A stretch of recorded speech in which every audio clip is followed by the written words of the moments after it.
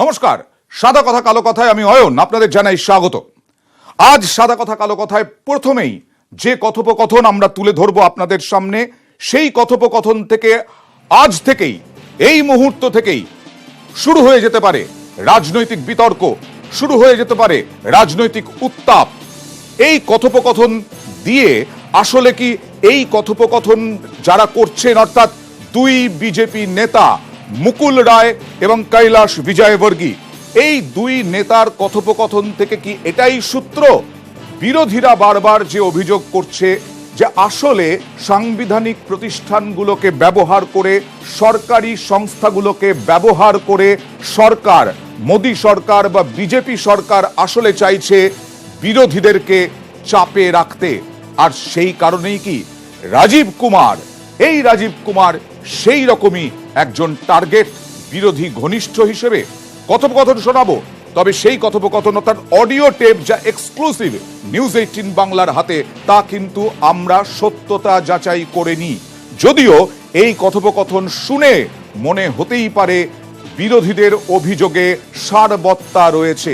আর সেই কারণেই আজকের সাদা কথা কালো কথায় আমরা আপনাদের সামনে সেই নিউজ 18 বাংলার এক্সক্লুসিভ যে কথোপকথন মুকুল রায় এবং কৈলাশ বিজয়বর্গী, এই দুই নেতার যে কথোপকথন, যেখান থেকে বিতর্ক দানা বাঁধছে, সেই কৈলাশ বিজয়বর্গী এবং মুকুল রায়ের কথোপকথন আমরা নিয়ে আসছি।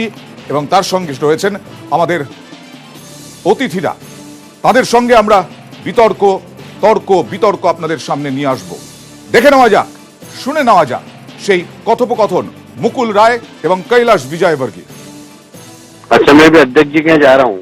अच्छा अच्छा, तो क्या क्या बात करना चाहिए अभी? अभी तो जो 4 आईपीएस को है उसमें सीबीआई तो थोड़ा नजर डालने होगा। तो इसमें कोई एक बार ध्यान देंगे तो ये आईपीएस लोग को डर जाएंगे। और इधर में वो बोलिए एक एडिशनल डायरेक्टर ईडी नहीं, वो इनकम टैक्स में डालने के लिए उसमें डायरेक्टर इन्वेस्टिगेशन और एडिशनल डायरेक्टर इन्वेस्टिगेशन करके भेजेंगे। 2 नाम हमारा पास आए, आपको दे रहा है, आप देख लेंगे।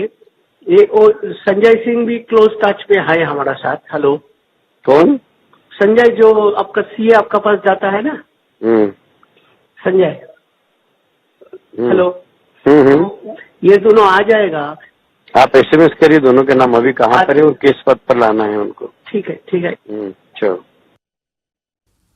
এই নিয়েই একটা বিতর্ক উঠছে যে আসলে রাজীব কুমার টার্গেট কিনা, এই কারণেই প্রতিশোধ থেকে। আমরা আসব এই রাজনৈতিক বিতর্কে। এই মুহূর্তে আমাদের সঙ্গে রয়েছেন আইনজীবী অনির্বাণ গুহ ঠাকুরতা এবং রয়েছেন অধ্যাপক সুমন বন্দ্যোপাধ্যায়। আমরা রাজনৈতিক বিতর্ক নিয়ে আসবো, আমাদের সঙ্গে বিজেপি নেতৃত্ব আসবেন। কিন্তু তার আগে আসলে তো রাজীব কুমার, তাকে তো সিবিআই এর কাছে হাজিরা দিতে হবে শিলংয়ে, এবং কত তারিখে তা এখনো ঠিক হয়নি। যদিও রাজীব কুমার বলেছেন 8ই ফেব্রুয়ারি। কিভাবে তৈরি হচ্ছেন রাজীব কুমার, কিভাবে তৈরি হচ্ছে সিবিআই? সুপ্রিম কোর্টের যে রায়, অর্থাৎ এই রাজীব কুমারকে, অনির্বাণের কাছে জানতে চাইবো যে রাজীব কুমারকে হাজিরা দিতে হচ্ছে, জেরা করবেন সিবিআই এর সদস্যরা, সিবিআই অফিসারেরা, কতটা এই মুহূর্তে সিবিআই অ্যাডভান্টেজ পজিশনে আছে না রাজীব কুমার অ্যাডভান্টেজ পজিশনে আছে? দেখুন, কি জেরা করবেন, কেন জেরা করবেন বা কি কথা জিজ্ঞেস করবেন, সেটা তো আমাদের পক্ষে জানা সম্ভব নয় এখানে বসে। সিবিআই একমাত্রই জানেন সেটা। কিন্তু এটা খুব নিশ্চিত যে সুপ্রিম কোর্ট কিন্তু মিস্টার রাজীব কুমারকে একটা ইমিউনিটি দিয়েছেন, এবং সেই ইমিউনিটিতে কিন্তু আনকন্ডিশনাল ইমিউনিটি। আমি ভালো করে অর্ডারটা পড়েছি, আপনারা দেখবেন সেখানে কিন্তু কোনো টাইম দেওয়া নেই, মানে টাইম লাইন দেওয়া নেই যে এই অবধি অ্যারেস্ট করা যাবে না। মানে এটা একটা আনকন্ডিশনাল ইমিউনিটি দিয়েছেন। তো নিশ্চয়ই আপনি প্রথম দিনের মেনশনিং এবং পরের দিনের হিয়ারিং দুটোকে যদি একসাথে মেলান, প্রথম দিনে মেনশনিং এ আর্জেন্সি নিয়ে যখন বলা হয়েছিল সিবিআই তরফ থেকে, তখন বলা হয়েছিল যে আপনারা যদি দেখাতে পারেন সেরকম নথি বা সেরকম তথ্য, তাহলে কিন্তু আমরা যথাযথ ব্যবস্থা নেব। এবং তাই নয়, করা বলেছিলেন যে অনুতাপে ভুগবেন, অনুতপ্ত হবেন ওই অফিসার। তারপরের দিন ওনারা একটা ইমিউনিটি দিলেন। কেন দিলেন সেই ইমিউনিটি? এই প্রশ্ন কিন্তু আমার মনে হয় একজন আইনজীবী হিসেবে, আমি দেখুন রাজনৈতিক ব্যক্তিত্ব নই, না আমি কিছু একেবারে বলি না। আইনের দিক থেকে বলছি। এবং আইনজীবী হিসেবে আমার মনে হয় এই প্রশ্ন এসছে যে আগের দিন যদি ওনারা বলেছিলেন যে এরকম কোনো নথি দেখাতে পারলে আমরা খুব এমন বর্ষাবো সেই অফিসারের ওপরে, অফিসার টের পাবেন। ঠিক। তারপরের দিনই তাকে একটা ইমিউনিটি দিলেন, এবং আনকন্ডিশনাল ইমিউনিটি। আমি এই জায়গাতে কেন মার্ক করছি, সবাই বলছেন পরের ওই কন্টেম্পট অর্ডারে যেহেতু 20 তারিখে একটা ডেট আছে, সবাই কিন্তু মার্ক করছে, আমি শুনেছি আমাদের মধ্যেও আলোচনা হয়েছে যে সবাই বলছেন যে 20 তারিখ অব্দি ইমিউনিটি আছে। কিন্তু ওই পার্টিকুলার অর্ডারে দুটো কিন্তু সেপারেট অর্ডার, একটা কন্টেম্পট অ্যাপ্লিকেশনের একদম। অর্ডার আর একটা হচ্ছে এই ইন্টারিম আইএ বলি আমরা, ইন্টারিম অ্যাপ্লিকেশনের অর্ডার। ইন্টারিম অ্যাপ্লিকেশনে কিন্তু টাইম মেনশন করা নেই কিছু। ঠিক এইখান থেকেই বিষয়টি যে সিবিআই এর হলফনামায় চাঞ্চল্যকর অভিযোগ রয়েছে রাজীব কুমারের বিরুদ্ধে, এবং এই হলফনামায় যে চাঞ্চল্যকর অভিযোগ রয়েছে তা গতকালও আপনাদের সামনে তুলে ধরেছিলাম। সেই চাঞ্চল্যকর অভিযোগ যেগুলো রয়েছে, হার্ড ডিস্ক নষ্ট করে দেওয়া, বিভিন্ন তথ্য নষ্ট করে দেওয়া, এইগুলো নিয়ে তো জেরার মুখে পড়তে হবেই। আমরা দেখাবো আপনাদেরকে যে কি প্রশ্নের মুখোমুখি হতে পারেন রাজীব কুমার, কিভাবে রাজীব কুমারও প্রস্তুত হতে পারেন। তবে তার আগে আমি সুমন বাবু আপনার কাছে যাব, জানতে চাইব যে দুর্নীতির প্রশ্ন। আজকে প্রধানমন্ত্রী নরেন্দ্র মোদী তিনি বলেছেন আসলে আমি দুর্নীতি দমন করতে চাইছি, সেই দুর্নীতিতে দমন যারা করতে দিতে চায় না তারাই কলকাতায় একজোট হচ্ছে এবং আমাকে অর্থাৎ একজন প্রধানমন্ত্রীকে অসম্মান করছে। না, এই দুর্নীতির প্রশ্নে আমি জানি না যে দুর্নীতির প্রশ্নে নরেন্দ্র মোদীকে কতটা ক্লিন চিট দেওয়া যাবে। অন্তত পাবলিক পারসেপশন যেভাবে বাড়ছে এবং যেভাবে ধরুন রাফাল থেকে শুরু করে একাধিক যে অভিযোগ একবারে সরাসরি প্রধানমন্ত্রীর দিকে সেখানে, এবং সেগুলোতে কোনো তদন্ত হচ্ছে না। সবথেকে দুর্ভাগ্যের কথা যেটা ভারতবর্ষের রাজনীতিতে আমরা দেখছি যে সিবিআইয়ের মতো একটা সর্বভারতীয় প্রতিষ্ঠানকে যেভাবে তাকে ব্যবহার করা হচ্ছে, আপনি যদি দেখেন, আপনি মানে যে সংকটটা শুধু পশ্চিমবঙ্গে নয়, সারা ভারত জুড়ে সংকট। আপনি যদি দেখেন যে ফেব্রুয়ারি 2018 থেকে জানুয়ারি 2019 এর মধ্যে 7টা ঘটনা ঘটেছে, যে 7টা ঘটনায় বিভিন্ন রাজনৈতিক দলের বিরুদ্ধে, মানে বিজেপি বিরোধী রাজনৈতিক দলগুলোর বিরুদ্ধে প্রতিশোধ নেওয়া হয়েছে। তার মধ্যে কংগ্রেস আছে, কংগ্রেসের বিরুদ্ধে একাধিক কেস চলছে। আমরা কালকে দেখিয়েছিলাম একটা গ্রাফিক্যাল প্রেজেন্টেশনের মাধ্যমে যে এনডিএ আমলে অর্থাৎ 2014 থেকে 2018-19 পর্যন্ত 32 জনের বিরুদ্ধে মামলা, এটা তো আর আপনি বলছেন ইউপিএ এর আমলে এনডিএ এর বিরুদ্ধে মাত্র 3 জনের বিরুদ্ধে মে মামলা। থেকে আপনারা ধরছেন ঘটনাটা, আমি ধরছি আরো ছোট লেন্থে, মানে 1 বছরের যে একটা গ্যাপ, তাতে 7টা ঘটনা ঘটছে, যে ঘটনাগুলোতে প্রত্যেকটা, আমি বলছি কোন রাজনৈতিক দল, বিরোধী রাজনৈতিক দল যারা বিরোধী বিজেপির বিরোধিতা করছে, সারদা চিটফান্ড তো দুর্নীতি, না দুর্নীতি হোক না, চিটফান্ড তো দুর্নীতি, দুর্নীতি তো বটেই, যারা দুর্নীতির তদন্ত যারা করছে সেই সংস্থার বিরুদ্ধেই তো অভিযোগ আছে। আপনি ধরুন যে যার রিপোর্টের ভিত্তিতে কেভি চৌধুরী যিনি সিবিসি ছিলেন, তার রিপোর্টের ভিত্তিতেই তো অলোক ভার্মাকে সরিয়ে দেওয়া হয়েছিল। তাহলে সেই কেভি চৌধুরীর বিরুদ্ধে অভিযোগ আছে যে তিনি এমন কিছু কাজকর্ম করেছিলেন যে কাজকর্মগুলো নরেন্দ্র মোদীকে সন্তুষ্ট করেছিল এবং নরেন্দ্র মোদী তাকে সেই পদে নিয়ে এসেছিলেন। এবং খুব স্বাভাবিকভাবে দেখবেন যে আপনি রাজীব কুমারের কেসটাতেও দেখবেন যে গতকাল সুপ্রিম কোর্টের রায়ের আগে পর্যন্ত যে কথাটা বারবার ধরে উঠছিল যে উনি ট্যাম্পারিং করেছেন, উনি যে সারদার তথ্য প্রমাণ লোড করেছেন, কিন্তু দেখবেন যে কালকে গোটা প্রসিডিংস এর মধ্যে আপনি কোথাও দেখবেন না যে সিবিআই সেই সংক্রান্ত কোনো তথ্য প্রমাণ দিতে পেরেছে।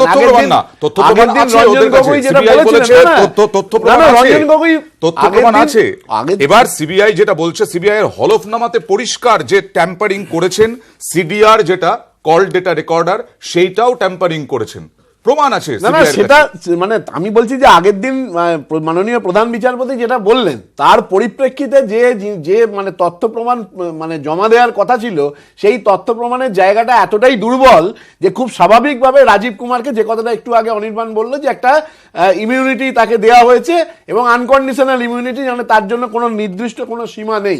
কারণ আমি বলছি যে আপনি ধরুন একটা যদি ব্যাপার, যে গতকালই ধরুন এই যে একটা লাল ডায়েরির কথা এখানে কেন্দ্রীয় একজন মন্ত্রী কলকাতা থেকে, লাল ডায়েরির কোনো বিষয় নেই, তা সেটাতে তো সুদীপ্ত সেনকে গতকালও জিজ্ঞাসা করেছে সাংবাদিকরা যে লাল ডায়েরি বা পেন ড্রাইভ আমি কোনো অস্তিত্ব জানি না। তাহলে সুদীপ্ত সেনও যেন অভিযুক্ত সারদা মামলায়, তেমনি একইভাবে দেবযানী মুখোপাধ্যায় একজন অভিযুক্ত। তাহলে দেবযানী মুখোপাধ্যায়ের বক্তব্যের ভিত্তিতে কিভাবে রাজীব কুমারের বিরুদ্ধে তদন্ত হতে পারে বা তার বিরুদ্ধে কোনো অভিযোগ প্রমাণিত হতে পারে, এটাও কিন্তু আগামী দিন কোর্ট দেখবে। না, অনেক কারণ এই ধরনের হতে পারে কোনো না। স্টেটমেন্ট, দেবযানী মুখোপাধ্যায়ের অভিযুক্তের কোনো স্টেটমেন্ট উনি বলতে পারবেন আরো নিশ্চয়ই ভালো করে দেবযানী যে মুখোপাধ্যায়ের এইরকম statement-এর অভিযুক্তের ভিত্তিতে কোনো হতে পারে কিনা। স্টেটমেন্টের কোনো মানে আমরা আইনের ভাষায় তার কোনো মূল্য নেই। না, দাদা, পুলিশ আমি কাস্টডিতে আসছি, যে আসছি। অনির্বাণের কাছে বয়ানটা আসছি। দিচ্ছেন সেই অনির্বাণের বয়ানের কাছে আদৌ কোনো আসছি। ভিত্তি নেই। মানে একজন অভিযুক্তর Statement- সেকশন 27 হ্যাঁ, এভিডেন্স অ্যাক্ট বলছে যে একজন অভিযুক্তর স্টেটমেন্ট ততটুকুই পার্টিনেন্ট যেখান থেকে লিডিং টু রিকভারি হয়। অর্থাৎ ধরুন একটা অভিযুক্ত, তিনি বললেন তিনি একটা খুনের আসামি আর কি, খুনে অভিযুক্ত, তিনি বললেন যে আমি মার্ডার ওয়েপনটা ওইখানে লুকিয়ে রেখেছি, ওই মার্ডার ওয়েপনটা লুকিয়ে রেখেছি এইটুকুই কিন্তু একমাত্র অ্যাডমিসিবল ইন এভিডেন্স। বাকি পার্টটা উনি বললেন আমি দোষ স্বীকার করছি, আমি খুন করেছি, আমার সাথে এরা ছিল, এগুলো কিন্তু অ্যাডমিসিবল পার্ট অফ এভিডেন্স নয়। মানে এটা আইনের পরিভাষায় সেকশন 27 অফ এভিডেন্স অ্যাক্ট অনুযায়ী হোয়াট এভার বাকি জায়গাতে confessional statement to a police officer, যেমন এক্ষেত্রে সিবিআই, যেহেতু সিবিআই তদন্ত করছেন, তাদেরকে যে কোনো স্টেটমেন্ট সেটাই কিন্তু ইনঅ্যাডমিসিবল ইন এভিডেন্স। কিন্তু কোনটুকু অ্যাডমিসিবল হবে, যেটুকু লিডিং টু রিকভারি হবে, মার্ডার ওয়েপন বা যে কোনো এমন কিছু। এই ক্ষেত্রে রাজীব কুমারের কাছে রাজীব কুমার ট্যাম্পারিং করেছেন সমস্ত কিছু, দেবযানী মুখোপাধ্যায় যদি অভিযোগ করেন তাহলে সেটা কি লিডিং এর ক্ষেত্রে কোনো আমার তো বিষয়? মনে হয় যদি এইটাই বিষয় হয়, আমার তো মনে হয় সিবিআইও এই বক্তব্যকে পাত্তা দিচ্ছেন না। তাহলে তো 201 আইপিসি, আগের দিনও বলছিলাম 201 আইপিসি আগে ওনাদেরকে অ্যামেন্ড করে অ্যাড করতে হবে। কিন্তু প্রধানমন্ত্রী নরেন্দ্র মোদী বারবার আসলে এই বিরোধীদেরকে অ্যাটাক করে চলেছেন এবং বলছেন যে বিরোধী জোটকে অ্যাটাক করছেন এবং বলছেন যে দুর্গাপুরের সভার রিপিট টেলিকাস্ট ফেসবুকে দিলেন আজকে, গতকালের পরে ধর্ণা শেষ হওয়ার পরে দুর্নীতি প্রসঙ্গে বিরোধী জোটকে নিশানা করলেন নরেন্দ্র মোদী। দেখে নেওয়া যাক।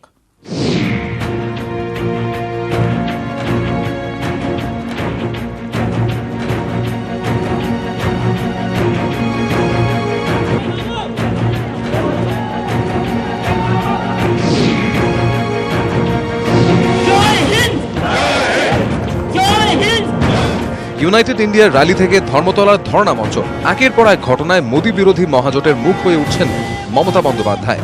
আরও এক ধাপ এগিয়ে এবার নির্বাচনী রণকৌশল চূড়ান্ত করার পথে হাঁটছে বিজেপি বিরোধী দলগুলো। এই অবস্থায় চেনা রাস্তাতেই আক্রমণের পথে হাঁটলেন নরেন্দ্র মোদী। সিবিআই সংঘাতের পর তৃণমূলের নাম করে সোশ্যাল মিডিয়ায় আক্রমণ এলো মোদীর তরফে। দুর্নীতির বিরুদ্ধে লড়াইয়ে অনেক সমস্যা হচ্ছে, তৃণমূলের অনেকে অসুবিধায় পড়েছেন, তাই কলকাতায় সবাই একজোট হয়েছে। একজোট হয়ে আমাকে অসম্মান করাই উদ্দেশ্য। সবাই নিজেদের দুর্নীতি ঢাকতে ব্যস্ত, সবাই পরিবারের সদস্যদের বাঁচাতে ব্যস্ত। দুর্নীতিবাজরা শাস্তি না পাওয়া পর্যন্ত থামবো না। चौकीदार को हटाने के लिए इकट्ठे हुए और 2রা ফেব্রুয়ারি দুর্গাপুরের সভার বক্তব্যই কার্যত ফেসবুকে পোস্ট করলেন নরেন্দ্র মোদী। किसी का बेटा किसी गुने में है, किसी का भतीजा गुने में है, कोई खुद गुने में है, किसी का भाई गुने में है, और इसलिए कलकत्ते आए। कभी हेलीकॉप्टर को मत उतरने दो। মাত্র 4 দিনের মধ্যে দুবার একই বার্তা কেন? রাজনৈতিক বিশ্লেষকরা বলছেন কলকাতার পুলিশ কমিশনারকে ঘিরে সংঘাতে বিপুল রাজনৈতিক মাইলেজ ঘরে তুলেছেন তৃণমূল সুপ্রিমো। এই ঘটনায় আরও কাছাকাছি এসেছে মোদী বিরোধী দলগুলি। 2019-এর আগে এই সমীকরণ চিন্তা বাড়িয়েছে গেরুয়া শিবিরে। হয়তো সেই কারণেই নতুন করে মোদীর এই ফেসবুক বার্তা। দুর্গাপুরের সভায় যে কথা বলেছিলেন সেই সভার বক্তব্য আবার আজকে ফেসবুকে প্রধানমন্ত্রী নরেন্দ্র মোদীর, এবং শুধু তাই নয়, বিরোধী জোটের ভূত কি ঘাট থেকে নামছেই না, এরকম প্রশ্ন উঠছে। আমাদের সঙ্গে রয়েছেন বিজেপি নেতা সায়ন্তন বোস।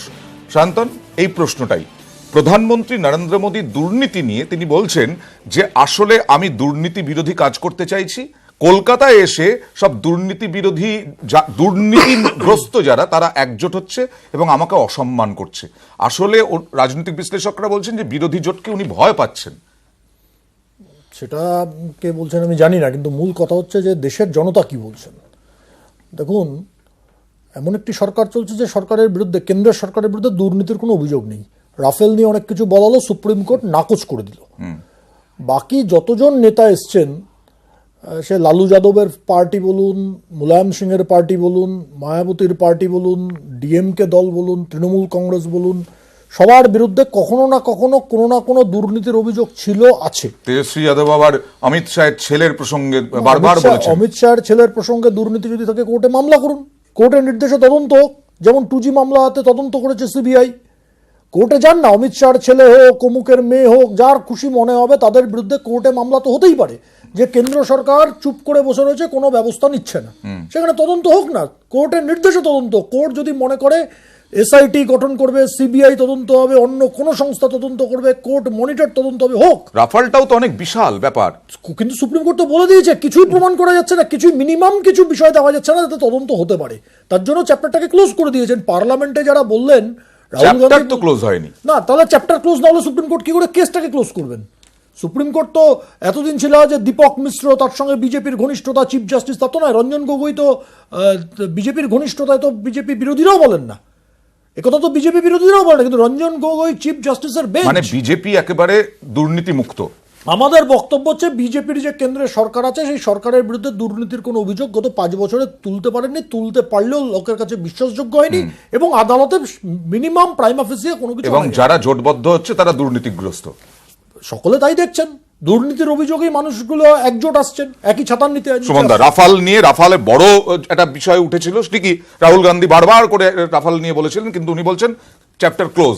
একটা ইস্যু নিয়ে আপনারা জেগে উঠেছিলেন, কিন্তু সেই একটা ইস্যুও দাঁড় করা যায়নি। না, আসলে দেখুন, আরএসএস বা বিজেপির ভাবনা চিন্তার মধ্যেই দুর্নীতি রয়েছে। আপনি ধরুন রাফালের ব্যাপারে সুপ্রিম কোর্ট যে অর্ডারটা পাস করেছে, সেই অর্ডারের সময় মানে সেন্ট্রাল গভর্নমেন্ট তরফ থেকে যে হলফনামা দেওয়া হয়েছিল, তাতে দুটো জিনিস উল্লেখ করা হয়েছিল, এক ক্যাগ রিপোর্টের কথা এবং আরেকটা পিএসসি কমিটির অনুমোদন কথা, পাবলিক অ্যাকাউন্টস কমিটি। এবং পরবর্তীকালে জানা গেছে যে ক্যাগ রিপোর্টটাও তখন সাবমিট তৈরি হয়নি, এবং পিএসসির কোনো মিটিং হয়নি। পিএসসির চেয়ারম্যান মল্লিকার্জুন খাড়গে একবারে জোর গলায় বলেছিলেন যে পিএসসির কোনো মিটিংই হয়নি। তার মানে ধরুন একটা রায় এসেছে সুপ্রিম কোর্ট থেকে, যার তথ্যগুলো পর্যন্ত ওনারা ভুল দিয়েছেন। আমি বলছি এটা অত্যন্ত দুর্ভাগ্যজনক। ভারতবর্ষের ইতিহাসে এই ঘটনা কোনোদিন ঘটেনি। আপনি মানে সুপ্রিম কোর্টের কথা বলছেন, সুপ্রিম কোর্টের সিনিয়র 4 জন বিচারপতিকে 2018 জানুয়ারিতে কেন সংবাদ মাধ্যমের কাছে আসতে হয়েছিল? তার মূল কারণ ছিল যে বিজেপি রাজনৈতিকভাবে হস্তক্ষেপ করেছে, এই প্রতিষ্ঠানকে মানে এই রাজনৈতিকভাবে ব্যবহার করা। রাজনৈতিকভাবে ব্যবহার। আমি সুপ্রিম সেটাই কোর্টের বলছি যে একাধিক বিরোধী দলের বিরুদ্ধে ব্যবহার করা হচ্ছে। রঞ্জন গগৈ তখন চিফ জাস্টিস। ওই 4 জনের মধ্যে যে 4 জনের কথা সুমনদা বলছেন, তার মধ্যে একজনের নাম জাস্টিস রঞ্জন গগৈ ছিলেন, যিনি আজকে চিফ জাস্টিস, যার বেঞ্চ বলেছে যে রাফাল নিয়ে কোনো আলোচনা হতে পারে, কোনো তদন্ত করার দরকার নেই, মিনিমাম প্রাইমা ফেসিয়া কোনো এভিডেন্স যারা বিতর্ক করছেন, যারা দাবি করছেন, তারা দেখাতে পারেননি। দ্বিতীয় প্রশ্ন হচ্ছে CAG report, PSC accounts committee, তারা যদি তাহলে প্রধানমন্ত্রী থেকে আরম্ভ করে অমিত শাহ বারবার প্রতিদিন 19-এর ব্রিগেডের পরে ব্রিগেডের এই বিরোধী জোটকে কটাক্ষ করছেন কেন? না, কারণ মানুষের মনে হচ্ছে তো যে একটা সুবিধাবাদী জোট, যে জোট অনৈতিক জোট, যে জোট অদ্ভুত। এবার আপনাকে প্রশ্ন করতে চাই, কেজরিওয়াল কলকাতায় এসে এখানে জোটের ক্ষেত্রে কতটুকু উপকার করতে পারবেন? মমতা বন্দ্যোপাধ্যায় তৃণমূল কংগ্রেস কর্ণাটকে জোটের ক্ষেত্রে কি উপকার করতে পারবেন? যোগী আদিত্যনাথ এখানে এসে কি করবেন? শিবরাজ সিং চৌহান এখানে এসে কি করবেন? বিজেপি সর্বভারতীয় দল, বিজেপি সর্বভারতীয় দল, সব রাজ্যে তার প্রেজেন্স আছে। ভারতবর্ষে একটা রাজ্য নেই যে রাজ্যে বিজেপির এমপি বাইরে নেই, একটা রাজ্য সীমাবদ্ধ হয়ে যে রাজ্যে বিজেপির এমপি বাইরে নেই। ভারতবর্ষের সমস্ত রাজ্যে, বড় সমস্ত রাজ্যে বিজেপির এমএলএ বা এমপি আছে। এমপি না থাকলে এমএলএ আছেন, সঙ্গে এমএলএ এমপি উভয় আছেন, এমন রাজ্য আছে। কিন্তু বাকি যে দলগুলো নিয়ে হচ্ছে খিচুড়ি দল, সেই দলগুলোর তো কোনো অস্তিত্ব নেই। পশ্চিমবঙ্গের বাইরে তৃণমূল কংগ্রেস কোথায় আছে বলুন? দিল্লির বাইরে কেজরিওয়াল কোথায় আছে বলুন? দিল্লি পাঞ্জাবের বাইরে। অস্তিত্ব না হলে ইগনোর করুন, ভয় পাবেন কেন? কোনো ভয় পাওয়ার প্রশ্ন নেই। অস্তিত্ব না থাকলে ইগনোর করুন। প্রধানমন্ত্রীকে দুর্গাপুরে সবার আবার কথা দিতে হচ্ছে কেন? না, মানুষকে সচেতন করা কাজ। তার মানে মানুষ কি কোথাও ভরসা করছেন জোটকে? সচেতনটা করতে হচ্ছে কেন? নাকি মানুষ ভুল করে ফেলতেন পারে? সচেতন করতে হচ্ছে কারণ বেশ কিছু জায়গায় বেশ কিছু রাজনৈতিক নেতা মিথ্যা প্রচার করছেন, তার জন্য মানুষকে সচেতন করা দরকার। তার মানে এই ধর্ণা দিয়ে এই জোট করে কোনো লাভ নেই, কারণ খিচুড়ি দল যেখানে যেখানে গ্রহণযোগ্যতা নেই, সেখানে সেখানে কোথায় মমতা বন্দ্যোপাধ্যায়, কোথায় চন্দ্রবাবু নাইডু, কোথায় অরবিন্দ কেজরিওয়াল, আসলে মুক্ত প্রধানমন্ত্রী নরেন্দ্র মোদী। না, নরেন্দ্র মোদী যদি প্রধানমন্ত্রীর মুখ হয়, তাহলে নরেন্দ্র মোদী এতটা বিভ্রান্ত হচ্ছেন কেন? অমিত শাহ এতবার বিভ্রান্ত হচ্ছেন কেন? দেখবেন আপনি 19শে জানুয়ারির পর থেকে লাগাতার বিজেপি মানে কেন্দ্রীয় নেতৃত্ব যেখানে গেছে তারা কিন্তু 19-এর যে বিরোধী জোট ইউনাইটেড ইন্ডিয়া, সেই ইউনাইটেড ইন্ডিয়াকে তারা সেখানে আক্রমণ করেছে। তার মানে যদি এইটার গুরুত্ব না থাকে তাহলে বিজেপি কেন আক্রমণ করবে?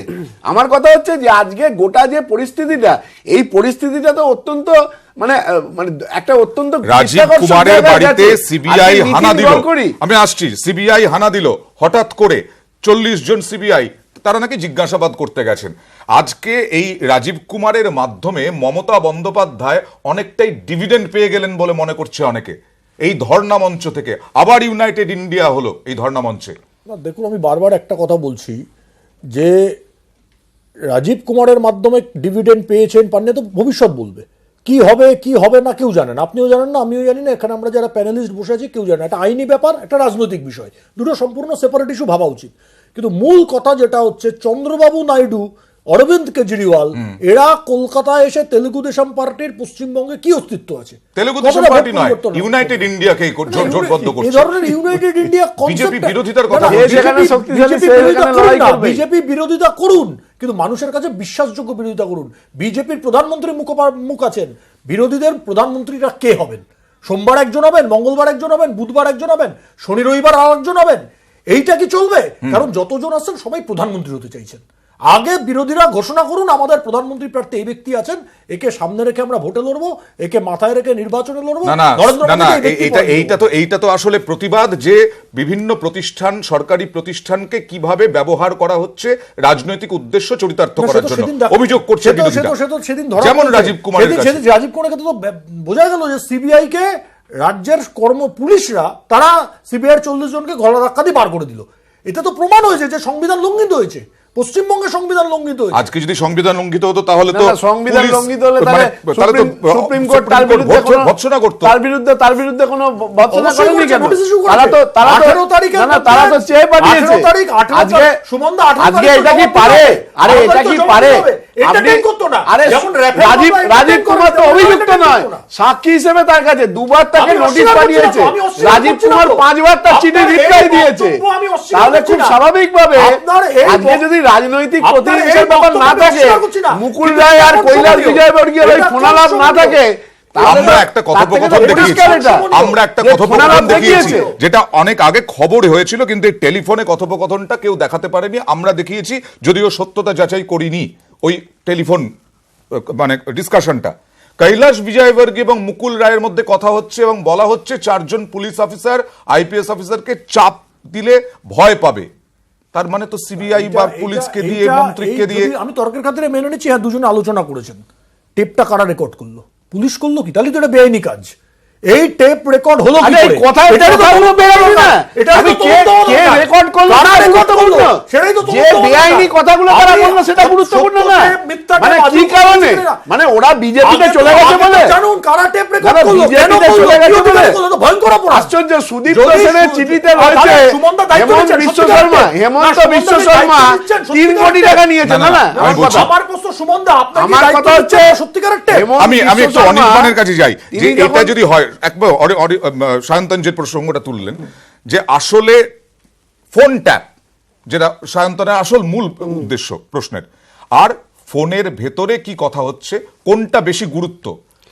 দেখুন, ফোন ট্যাপটা তো অবশ্যই একটা রাইট টু প্রাইভেসিকে ইনফ্রিঞ্জ করে, এবং সব থেকে গুরুত্বপূর্ণ হচ্ছে যে এখন তো সুপ্রিম কোর্টের নির্দেশ রয়েছে যে ন্যাশনাল সিকিউরিটির কারণ ছাড়া কোনো টেলিফোন ট্যাপ করা যাবে না, সেটাও জয়েন্ট সেক্রেটারি লেভেলে পারমিশন দরকার। তো এটা যদি আপাতত দৃষ্টিতে মনে হচ্ছে যদি এটা কোনো রকমভাবে ফোন ট্যাপ করে হয়, তাহলে অবশ্যই সেটাও তদন্ত হওয়া উচিত। এবং যে বিষয়বস্তু আলোচনা হয়েছে, দিক থেকে তো ফোন ট্যাপ করাই যায় না, তাহলে সেই কারণ দর্শাতে হবে। নিশ্চয়ই সেই ফোন ট্যাপ করার নির্দিষ্ট কিছু বিধি রয়েছে, সেই বিধি, এবার ফোনের ভেতরে কি কথা হচ্ছে সেটাও খুব ইম্পর্টেন্ট, সেটাও অবশ্যই ইম্পর্টেন্ট, কিন্তু তার গুরুত্ব তো অবশ্যই রয়েছে। কিন্তু তার আগে বেশ কিছু ফরেন্সিক এফএসএল রিপোর্ট দরকার, যে এটা ওনাদেরই ভয়েস, সেটা আগে পরীক্ষা করে দেখতে হবে। এইখানে আমার প্রশ্ন, গতকাল মমতা বন্দ্যোপাধ্যায় নিজেও অভিযোগ করেছেন তাদের ফোন ট্যাপ হচ্ছে, বিরোধীদের ফোন ট্যাপ হচ্ছে, কেন্দ্রীয় সরকার করাচ্ছে, কারো সঙ্গে কোনো ব্যক্তিগত সম্পর্ক রাখা হচ্ছে না। তো নির্দেশিকা রয়েছে, এই নিয়েও তো আপনারা আলোচনা করেছেন যে 10টা কেন্দ্রীয় সংস্থাকে একবারে ফ্রি হ্যান্ড দিয়ে দেওয়া হয়েছে, যে তারা শুধুমাত্র কোনো কিছু না জানিয়ে কোনো রকম পারমিশন কোথাও থেকে না নিয়ে যে কোনো ব্যক্তিকে, ব্যক্তির টেলিফোন, তার কম্পিউটার, তার সমস্ত কিছুকে তারা মানে করতে পারে, মানে চেক করতে পারে এবং তার কোনো তথ্য তারা আদায় করতে পারে। সার্ভিস প্রোভাইডারের কাছে কেন্দ্রীয় সংস্থা যে আইনটা তারা করেছে সেই আইনটা তো সুপ্রিম কোর্টের আইনের বিরুদ্ধে। তাহলে এই নির্দেশিকা কেন্দ্রীয় সরকার, তার মানে নজরদার রাষ্ট্র অলরেডি তৈরি হয়ে গেছে বিজেপির নেতৃত্বে। অর্ডার পাস করে, সেই অর্ডারটা নতুন করে কেন্দ্রের হোম মিনিস্ট্রি ইস্যু করেছে। কিন্তু মূল কথা হচ্ছে এই ফোন যারা ট্যাপ করেছেন সেই ট্যাপিংটা কারা করলো, আপনারা যদি পেয়ে থাকেন বা যারা এটা নিয়ে তদন্ত 2009 কলকাতা পুলিশ করেছে, রাজ্য পুলিশ করেছে, সেন্ট্রাল এজেন্সি করেছে। ভেতরে যে কথাটা আছে সেটাও তো গুরুত্বপূর্ণ, আর অনেক বেশি ভেতরের কথাটা গুরুত্বপূর্ণ। সত্যি না মিথ্যা আমিও জানি না, আপনিও জানেন না। আগে তো জানা যাক ফোনটা রিয়েল ট্যাপিং হচ্ছে কিনা। আজকে আমার আর আপনার কোনো কথাবার্তা কেউ প্রকাশ্যে আনলো, সেটা আগে তো জানতে হবে যে আমি সেটা সত্যিই বলেছি কিনা বা আপনি সেটা সত্যি বলেছেন কিনা। আগে তো ফোন ট্যাপিংটা এটা নিয়ে তদন্ত হচ্ছে না কেন? এটা নিয়ে স্বতঃপ্রণোদিতভাবে সিবিআই তদন্ত করছে না কেন? কেন করবে না? আপনার এখানে কেন করবে না? আপনার নেতা নরেন্দ্র মোদী, আপনার নেতা নরেন্দ্র মোদী যিনি না, এই খবরটা তো অনেক আগেই হয়েছে, এই দুর্নীতির খবরটা বাইরে অনেক আগেই হয়েছে, ঘোষণা করেন, কিন্তু তিনি স্বতঃপ্রণোদিত মামলার অনুমতি দিন। আগে তিনি সিবিআই কে বলুন এবারে জাজ করা হোক। এই ব্যাপারে রাজীব কুমারের রাজীব কুমারের প্রসঙ্গে প্রধানমন্ত্রীর কাছে দাবি করুন, ঠিক, একদম ঠিক। প্রধানমন্ত্রীর কাছে দাবি করুন যে সিবিআই ঠিক, ঠিক। কে দিয়ে কিন্তু তদন্ত করানো হোক।